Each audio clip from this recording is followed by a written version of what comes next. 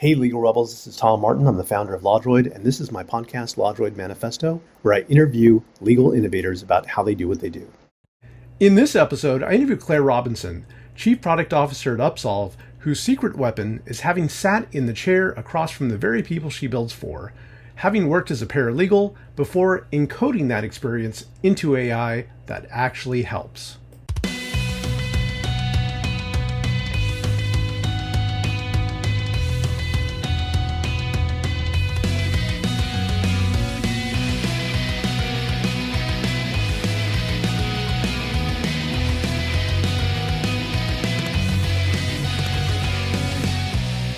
Welcome to the LawDroid Manifesto podcast. I'm Tom Martin, your host, and I'm thrilled today to have on Claire Robinson, who's the Chief Product Officer at Upsolve. And she presented at the LawDroid AI conference. She had a 10-minute tech talk that was really interesting. She's also, I understand, the person behind the AI Paralegal initiative at Upsolve, which has made a huge difference in how many people can actually access justice. So for all of that, I'm really thrilled to have you here today, Claire. How are you doing? Doing fantastic. Thanks so much for having me, Tom. I'm really excited to be here. And where are you today? I am in my apartment in Noe Valley in San Francisco. Ooh, nice.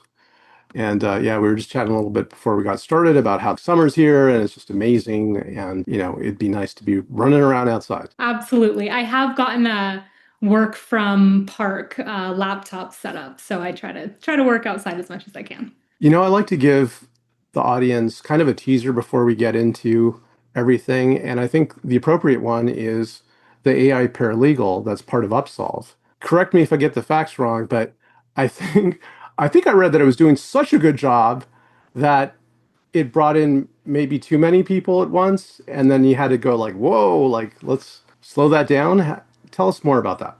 Yeah, so in November of last year, we actually had to turn off the Upsolve app. Upsolve is a TurboTax for bankruptcy style tool. So people are going through our online software to generate the forms they need to file for bankruptcy. And most of it is automated, but we do have a team of human paralegals that does a quality check at the end. And so many people were able to get through as a result of the AI chatbot that we had in app that we did actually have to turn off the app for 2 weeks to any new signups, which was unprecedented in Upsolve history and a painful decision to pause that service for people who really need it, but also a really exciting milestone for us to be able to serve so many people that we just simply couldn't keep up. And for those that might not be familiar, there's a huge headline, right? It's like I think it's $1 billion in terms of like debt resolved. Yeah, we have helped just over 23,000 families relieve, I think now 1.1 billion in debt, mostly medical bills, past due credit cards for basic living expenses. So we've been really, really honored that people are turning to Upsolve as a solution in their times of crisis. That's truly amazing. Thank you so much for the hard work you do because people really need it. And it's really a good thing you're doing.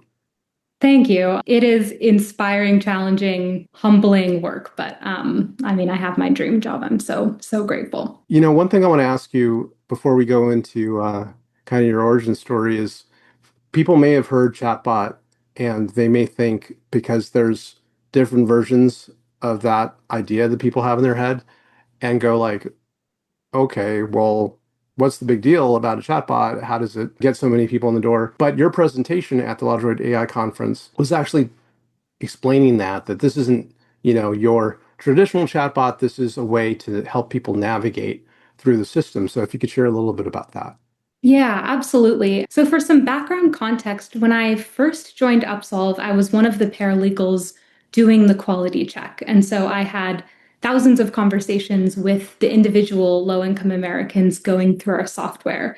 And it taught me a lot about bankruptcy and about tech. And one of the things that I noticed while I was doing that work is while people had many legal questions, they also were trying to do this complicated process on a cell phone, and actually just navigating the tool itself was really challenging, especially for people who are doing it at night while kids are screaming in the background. So we thought about our AI tool as a place to get answers, but also a place to more easily navigate within the Upsolve app, understand error messages or buttons, or just get a question phrased in a different way so that you can understand it better.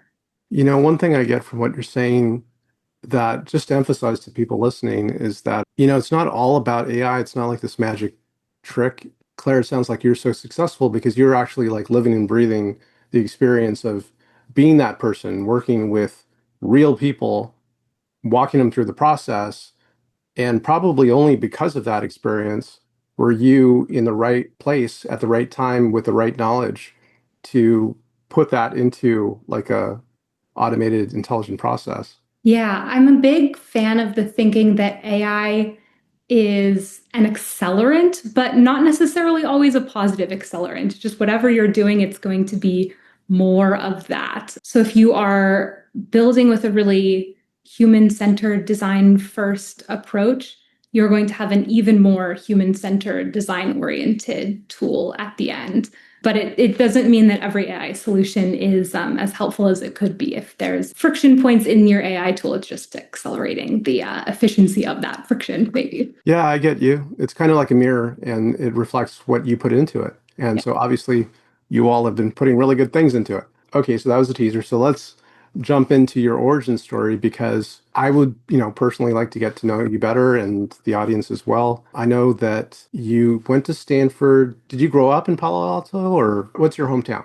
Yeah, my hometown is Arcata, California, which is in Humboldt County. It's about 6 hours north of San Francisco in the Redwood Forest. So I grew up as a wild child climbing trees and running through fields and swimming in creeks. And I actually think that sort of reckless abundance has informed a lot of my professional work. Kind of curiosity and courage in doing things a little bit differently because I grew up in a town that was so different in many ways. I love that. I think that all of us should be feral as children because we get to experience the world and learn from it because the structure sometimes takes away that ability to directly experience the world. And it sounds kind of similar to, you working with people to learn what their concerns, their fears are, and to guide them. So before I jump ahead like that, like what's your family like? Your mom and dad? Do you have a lot of brothers and sisters? Yeah, my nuclear family is my mom, who is a working artist. She's a painter, and my dad, who works in information technology. And so I did sort of get that extreme on either end of the spectrum, the sort of reckless, creative, ungovernable artist, and the really highly disciplined computer scientist. And I think I have both of those sides in me now. And I have two younger brothers, 2 years younger, and then another 2 years younger. And my brothers are two of my biggest inspirations in the world. They're both really curious, passionate people. The middle child was a professional commercial fisherman. He got on boats and caught crab and lobster, and the youngest was a professional mountain biker. So we've all had sort of interesting, eclectic lives. I think maybe as a result of that interesting, eclectic place we grew up in. How cool. Well, just my own curiosity, your mom, what kind of painting does she do? She did a lot of oil painting, exploring femininity and motherhood and kind of her relationship to herself. So I was really inspired by her courage to explore her own life through her art. That's fantastic. What amazing examples in two different directions to bring together in you. I talk to a lot of elder children in these interviews, and there tends to be a stereotype of practical minded, pragmatic, studies real hard, as opposed to a middle or not that, that holds for everyone. But do you find that to be the case a bit? Absolutely. I think I'm probably more type A than my personality reveals. I very much was the classic oldest daughter, responsible to a fault, anxious, studied hard, followed the straight and narrow path. And I took on a lot of responsibility, which has both been this incredible gift and challenge for me to overcome. But yes, that oldest daughter mindset certainly is mine. Before I jump to Stanford, like I'm curious about how that path developed, was that like a dream of yours to go there? Or was it that there were certain interests that were available there that you wanted to pursue? I have always been someone who sets really high standards for myself and my life and those around me. And so when I was 11 years old, I decided I was going to Stanford and worked my butt off to be able to get there. I was really proud of that accomplishment because growing up in a rural community, I didn't have as clean of a path into those types of elite institutions. And so it required a lot of discipline and creativity and failure along the way to achieve that. But I loved my time at Stanford. I was so proud to be able to go there. And thanks for saying that, because like we see that diagram that everyone uses once in a while, is that success is not a straight line. It's like there is failure. And of course, I've experienced that myself. But I think that we kind of label it wrong. Learning can, from a different perspective, could be seen as failure because obviously to learn, you have to get it wrong the first time or the second time. So I like to think of it as learning, which is a lifelong project. And you majored in American studies, right? I did. But here's an example of failure. When I came to Stanford, I thought quite naively I was going to double major in math and bioengineering. Got way out of left field with that and took some chemistry classes and really, really struggled. And it was the first time in my life that an intellectual challenge didn't come naturally to me. And in part because I struggled so much in those classes, and in part because I wanted to make a really concrete difference in the world, I went in the totally opposite direction and chose American Studies, which was my way of self-designing a major. So I chose community identity and access to justice as my college major, and I combined philosophy and feminist studies and history and a lot of practical work to prepare myself for a legal career designed around helping people. Wow, that's amazing. That two things. Number one, that you recognize that about yourself, that we can take a step back and look at what we want to do, what we're good at, and what we would feel good about doing. Yeah. And to make that an intentional choice is extremely mature to do that. And then to follow through with it. Also, I think it's pretty cool that you're able to design, like your own flavor of that major, by the way. That's pretty neat. Is that something unique there? It's something unique to that major, actually, which is why I chose it. Everyone in the American Studies major at Stanford designs their own concentration. So we had someone in my cohort that majored in the history of American denim, and he took every possible class you could about blue jeans, which there aren't many, but he took them all. So everyone was doing something a little bit different, which was such a beautiful, vibrant intellectual community for me to see people who were engaged in the world in so many different domains. And I think all of us were very multidisciplinary people. And so it was just a really great home for me to be constantly inspired towards curiosity and doing things a little bit differently. So even early on, I think when you were still at the university, you participated in the Bay Area Justice Corps as a campus representative. So for people that might not be familiar with it, what was that and what was your role? So this was a program through AmeriCorps that placed college students in self-help centers in courts around the Bay Area.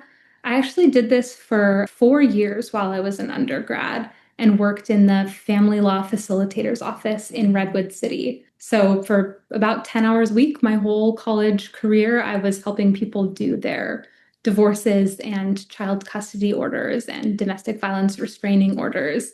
And it really sparked my passion for the law and access to justice. I learned so much about people and the legal system through that, and really has shaped my work ever since. Yeah, it sounds like you got immediate access to real people with their real problems and what that would be like. That didn't dissuade you. No, I loved it. It was really challenging. And gosh, I mean, especially, at 19 years old, what did I know about the complexity of divorce? But it was so meaningful to sit in front of real people all day and do something that really helped them. So after that experience, you went on to become a parent advocate intern. with the Bronx Defenders, right? Is that in the Bronx? It is. It's in the Bronx. So I lived in New York City, which was my first real experience with the city. I chose that experience because one of the things I learned in the family law facilitator's office was how intertwined family issues are with poverty and class. And the parent advocate intern role was an opportunity to really work at the front lines there and help low income families who are facing the loss of their children to navigate those systems and get back on their feet. So that was your first time outside of California? It was my first time living outside of California and my first time living in a city. And from rural Northern California to New York City was a big adjustment for me. Yeah, I would imagine so. Did you like the vibe and the pace and rhythm of the city? I would say every other day I loved it. And, the days in between, maybe something else. It was really energizing and I think overwhelming. Just so much human life happening around you all the time there, for better or for worse. That's a nice way of putting it. Um, and from there, then you went to San Diego at Singleton Schreiber, and share a little bit about the work there. Like, was that also like access to justice oriented, or what was that experience like? I chose that work because I had done so much one-to-one work and I wanted an opportunity to see what things would look like more at scale. So this was a bigger firm. We were helping wildfire survivors recover from the electric companies in California. And so I was assisting attorneys with those wildfire claims, which as a lifelong Californian was really meaningful work to kind of be on the front lines of the environmental crisis and help individuals who were affected by it. And there was a lot going on at that time, right? I think you started working there in 2020, so we had the pandemic going on, and I guess everybody just switched over to work remotely. Like, what was that experience like for you? Graduating in 2020 was a fascinating, challenging experience. I've never worked an in-person job before, Tom, because I've worked post-COVID my whole career. I loved the autonomy. I did not love my Ring Central phone going off at 2 a.m. in my bedroom. So it was the work-life balance did not exist in that role, but it was really meaningful work. So I enjoyed the occasional midnight phone call. Were they more of like a traditional law firm? They were a traditional law firm. My role there was essentially a paralegal. Most of what I did was take people's stories. So their emotional damages, I was like writing up the experience that they had getting through the fire. So like advocate and storyteller. I mean, it's a great talent to have. Like I think that one thing that gets discounted from also from what lawyers do in their advocacy is telling a good story. And it's not like, there's one way that that could sound bad, but it's not telling a story that is made up. It's actually about framing it in a way where you connect at a human level to what's going on, in addition to like the legal superstructure that's underneath it. And there's a real talent, and I think it's somewhat rare to be able to do that. The next step to me is like, how did that happen, right? Because you went from that to the work at Ditto is, I think, go to market. Yeah. So what happened? It was a major detour and it was an intentional detour. To that point, all of my professional experience had been in access to justice. And I wanted to bounce my brain off of a different problem and choose my career really intentionally, which at that time meant trying something sort of radically different to see if there were other paths that I should pursue with my one precious life. I loved that work. It was really interesting. The lesson was I really am an access to justice person at heart, and that was the work I was meant to do. What kind of company is Ditto? So it was a startup. I was employee number 4 at this company and the first non-technical employee. So I did everything customer facing. I did all of the sales and all of the customer success and quite a bit of the marketing as well. And we were a unique company because we were very small, but we were selling into Fortune 500. So I was working with some of the largest banks in the country as a 24-year-old, doing it all on my own. It was a really challenging experience, but great lessons there. And also a great lesson, I think, that you took that leap, because it's very easy, well, maybe not easy, but less intentional to continue on the path that you're on and just keep going and double down and triple down. But it's a different thing to try a different experience and learn from that and then add it to, so that it's this cumulative crossover that I think, especially right now, is extremely valuable. Because I think that people, and there's no, nothing wrong with this, but I think for some that have gone really deep into really deeper expertise, that's great and it's very useful. But right now it seems to be the thing that's favored is this kind of generalism where you can cross boundaries of different, you know, types of skills and experiences. Yeah, I think there's so much value to having breadth in your personal and professional experience.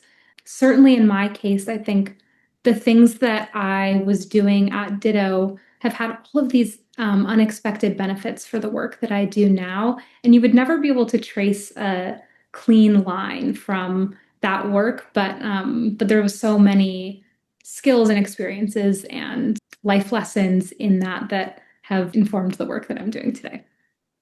Yeah, I mean, I totally see it, because that kind of entrepreneurial entree, and so that comes to play at Upsolve, because it is kind of its own little startup. It's been going for a while, but but it has that energy to it, combined with what you had previously, which is the helping people from an access to justice standpoint.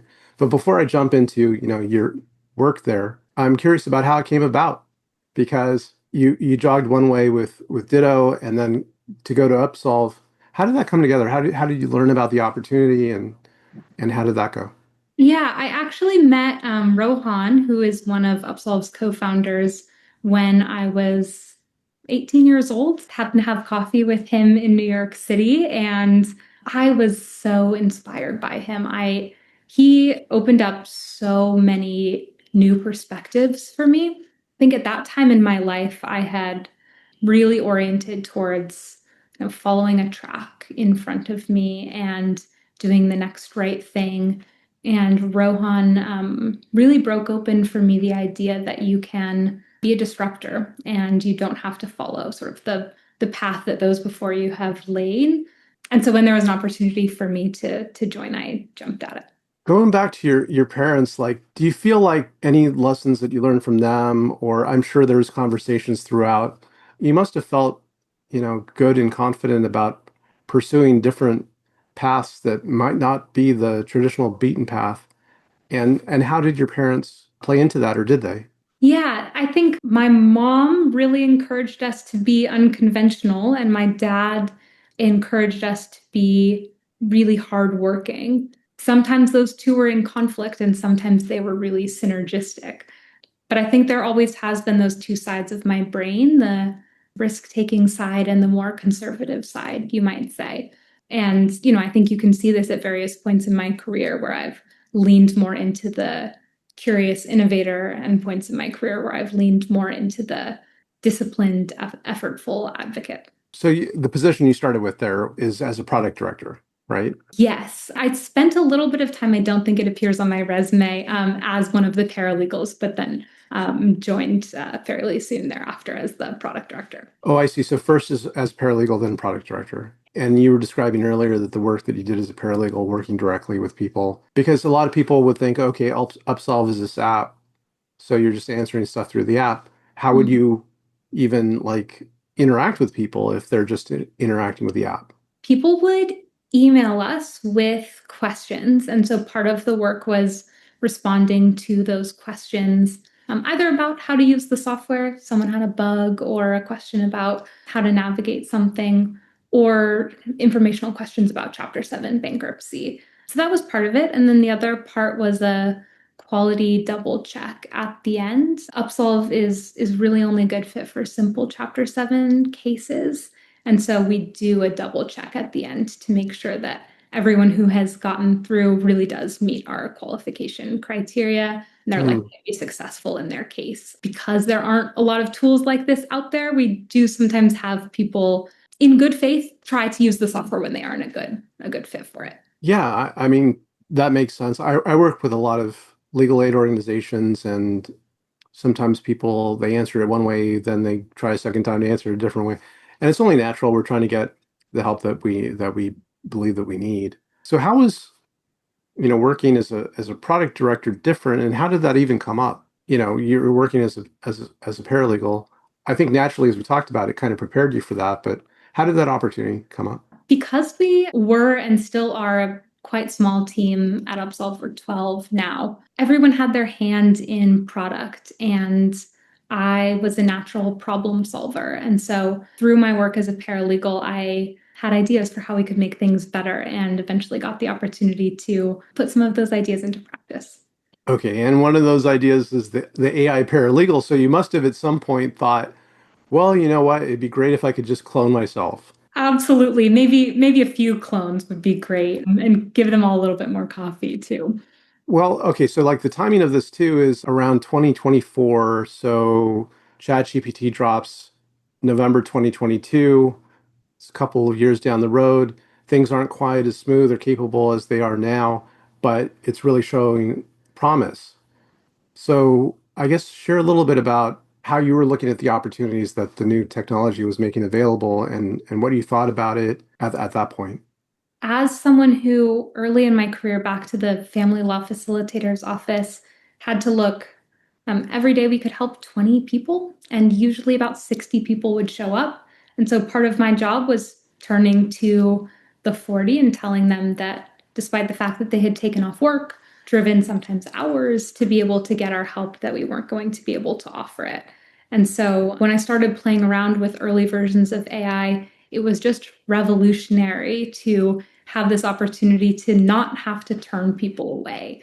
I actually had the chance to beta test early versions of GPT-3 before ChatGPT was ever launched. So I had this technology in my brain for a while and was really excited when it was publicly available. But as we started to experiment with early versions and I started to see what was happening in the ecosystem, I saw a lot of question and answer tools.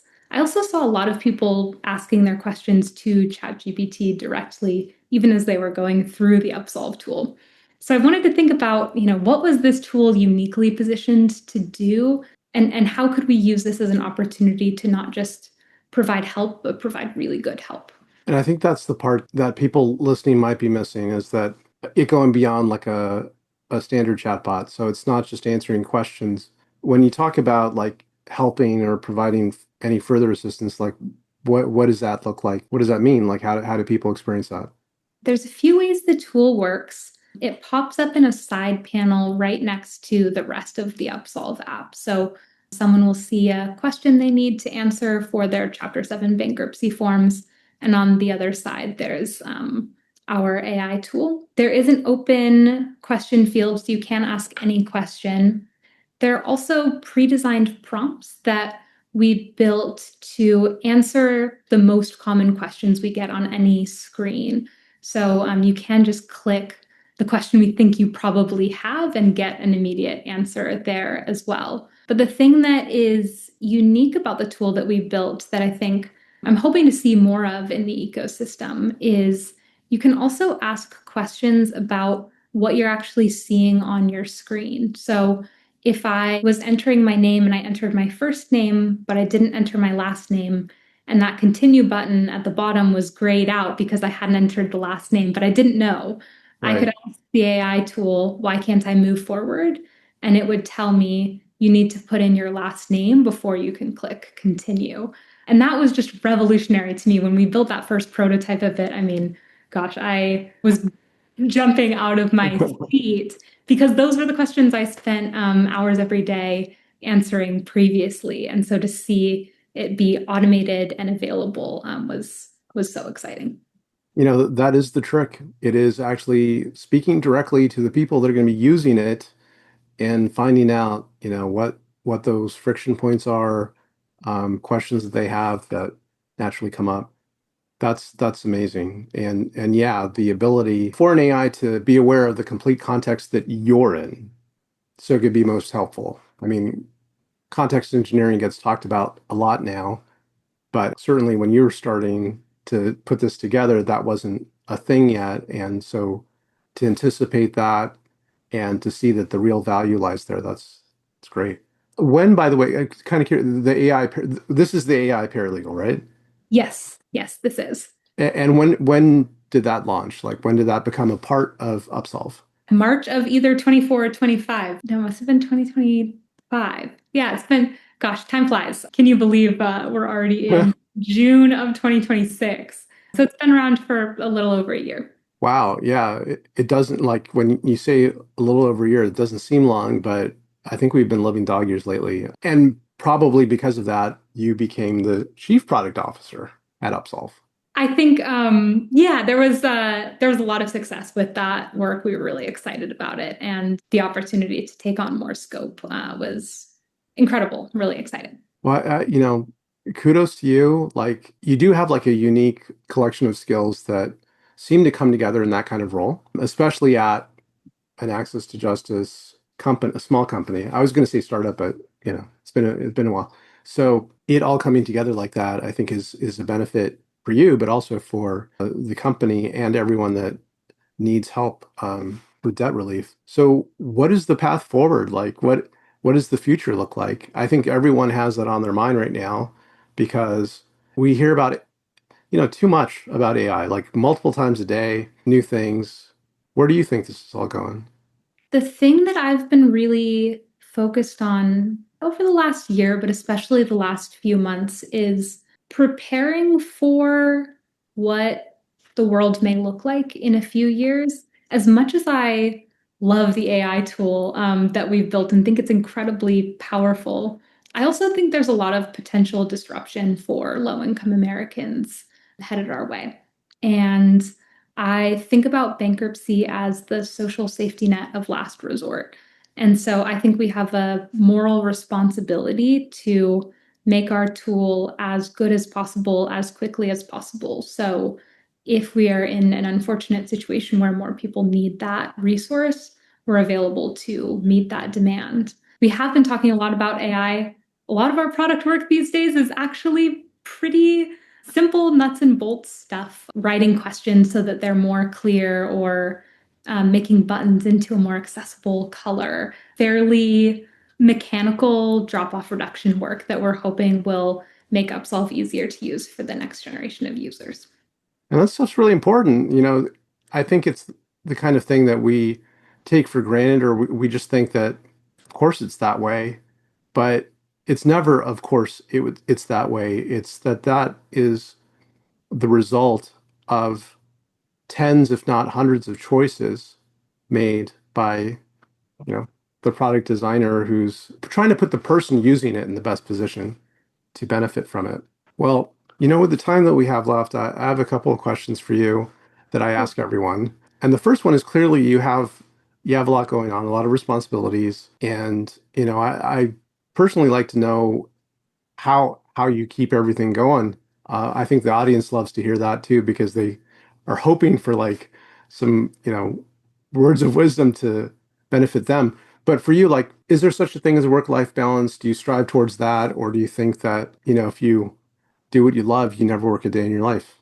I do think that there is a such thing as work-life balance, but over the course of a year, not a week. So I tend to structure my life in fairly intense sprints where I'm working all of my waking hours or I am working very, very little. But I don't think it's always possible to have real balance in a given week.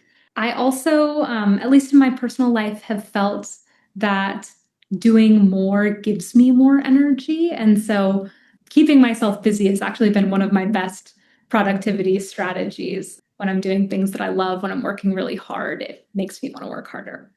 And I completely agree, by the way. Like, it is a weird enigma of life that sometimes the things that seem like they take more energy actually give it back to you, just like even exercising.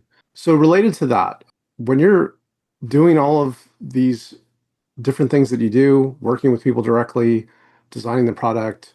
What makes it worthwhile for you? Like what at the end of the day gives you a sense of accomplishment?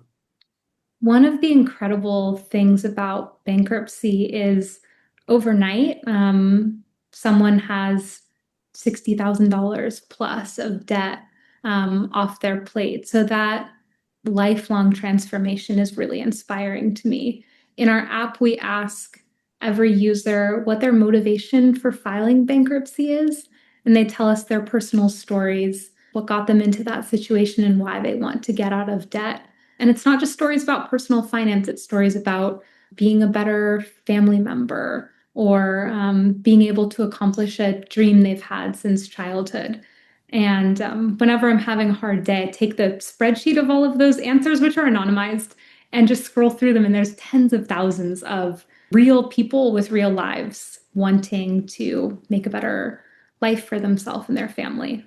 It's just an incredible privilege to do this work. I intellectually love it, and I find it just so deeply meaningful to have that small role in someone's life. Wow, that's amazing. Thank you for everything that you do. I mean, for everyone that's touched by it, it's just, you're doing good work, and I'm glad that, to see that you're doing well. Thanks so much, Tom. What a joy to be part of this incredible ecosystem. I've learned so much from you and all of those who've come before me. Really excited to be carrying on some of this work.